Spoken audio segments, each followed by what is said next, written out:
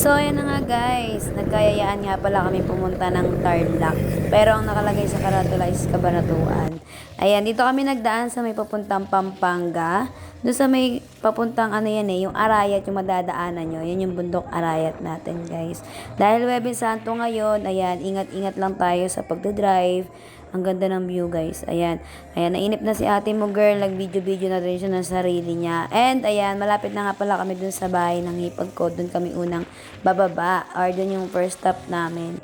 And then, nung nakating na kami dyan, punta na kami ng Cabanatuan. Ito, nag-picture kami dito sa may overpass. And ayan, tuloy ulit ang biyahe papuntang Cabanatuan. At may nadaanan pa nga kami mga nagpipinitensya dahil nga Huwebes Santo ngayon. Lord, patawarin niyo po kami dahil nagkala po kami ngayon. Ayan, tapos dumaan din kami sa bagong T-Flex dyan sa Cabanatuan. And nakatapos na kami nakarating ng Cabanatuan, dumaan na din kami dito sa sikat na pasyalan ng Tagpuan sa Gapan. Nag-picture-picture, ayan. Parang hindi nag-aaway, o, di ba? Ayan, guys. Ayan. Ang ganda ng view dito, sobra. And inabot na nga pala kami ng gabi dyan. Pauwi na ulit dito sa Bulacan. Kaya, see you next time na lang. Bye!